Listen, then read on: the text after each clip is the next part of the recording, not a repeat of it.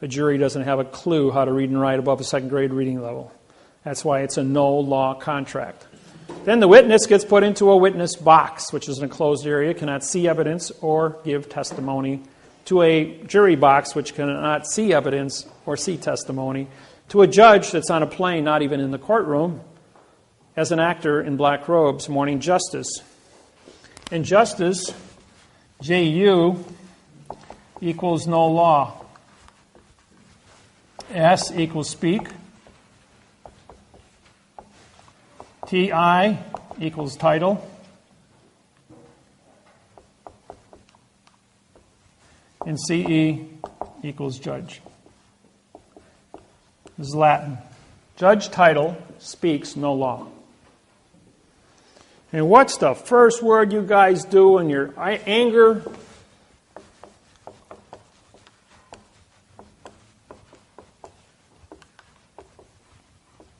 There is a location. That's a positive word.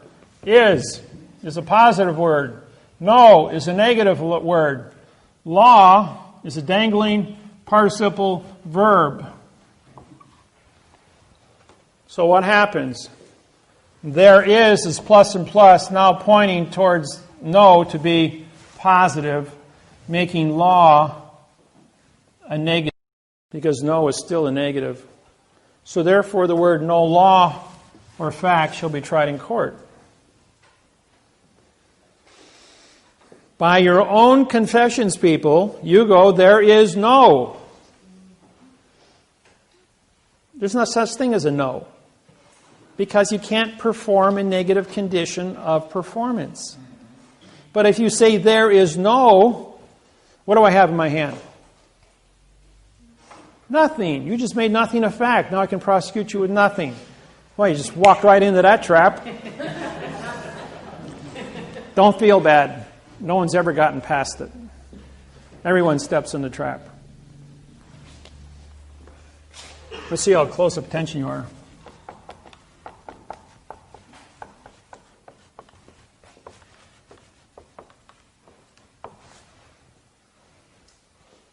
What is your name?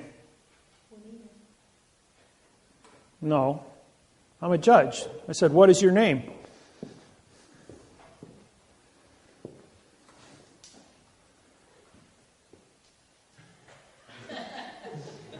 I just called you a what? Would it be easier? Would it be easier if I did this? Would it be easier if I did that? Now does that make sense? You see, this here is a period, folks. This isn't a question mark. That means, what is your name? Do you see a question mark hanging above me? Yeah. So, the answer to the question is, this is a pronoun, this is an adverb, this is an adverb, this is a verb. Even if you were to identify the word what to be your name, why am I calling you a verb? You don't exist as a dangling participle verb. The answer is, this is the answer to the question, what is your name? You identify syntax. You say, well, what is a pronoun? This is an adverb, yours is an adverb, and name is a verb. Can I see the correct sentence structure, communication, parse, syntax, grammar for the avoidance of the perjury? The judge is going to go, okay, case dismissed. Please leave the courtroom. Bang, just like that. Don't care what you're there for. Because the traffic citation, anything he's got to say to you is a lie. You can always tell I'm lying to you. My lips are moving.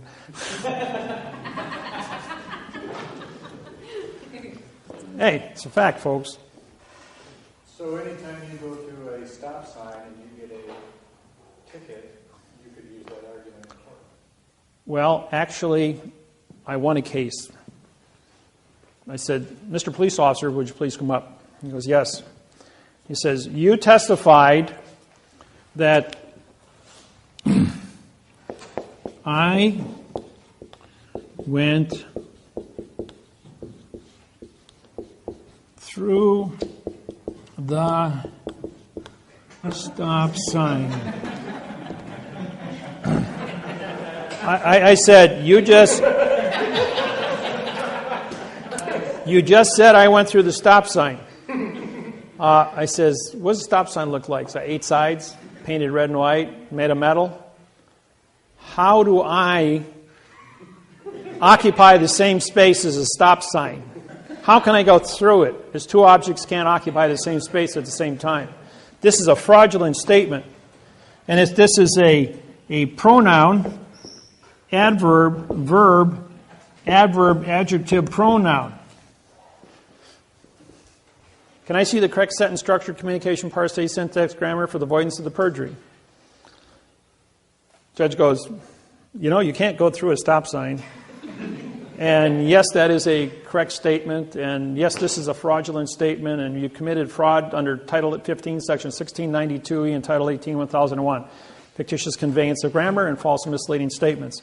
Case dismissed. Mr. Police Officer, you're going to be reprimanded. I want your supervisor in here as you're going to have to learn how to use correct grammar.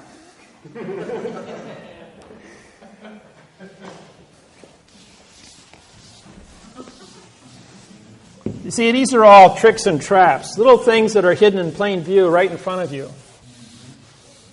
And all the little things that go on right in front of you that you don't even understand. What is the significance of the $1 versus, let's say... There are no fractions in federal law. Everything is a whole number. That's your answer. So you can't use a 2-cent stamp? No, you must use a $1 stamp or above. It must always be a whole number. Now, that's a good question. I'm going to switch gears here a little bit.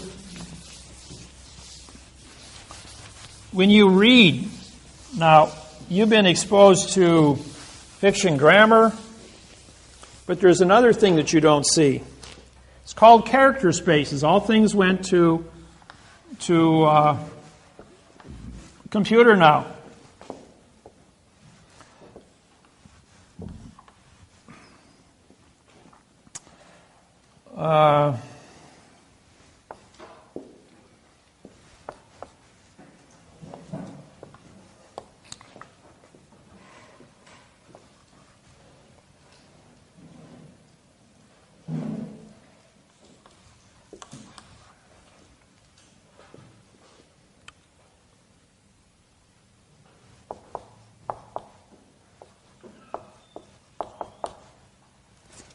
No, wait, that's...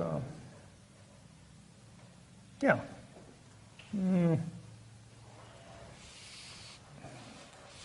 spacing is wrong.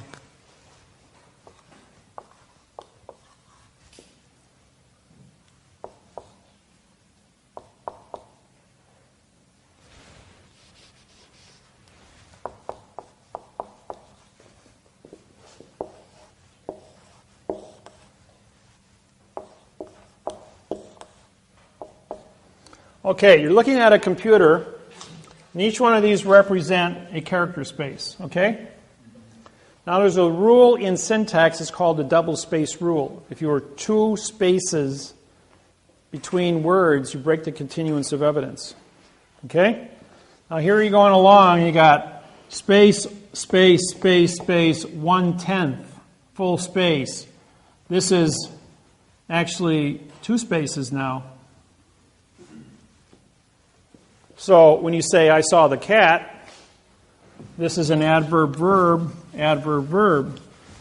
But there's two spaces missing here. So therefore, this is just a two-word phrase, and this is a two-word phrase. It's not four words. So therefore, watch your spacing.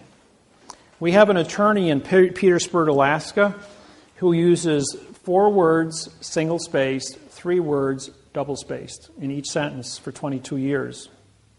Last year, I caught him. We went back and looked at everything he wrote in 22 years. All identical. 4 and 3 on every sentence. Never wrote a legal contract in his entire life. And he was the prosecuting attorney and working for the city in Petersburg, Alaska, never lost a case. But then again, he never had a correct case, and so him and the judge were in and on together. Therefore, it's a conspiracy. He knew what he was doing. Exactly. There was no mistakes there. Wow. When I take your mortgage contracts and I identify all the parts of speech in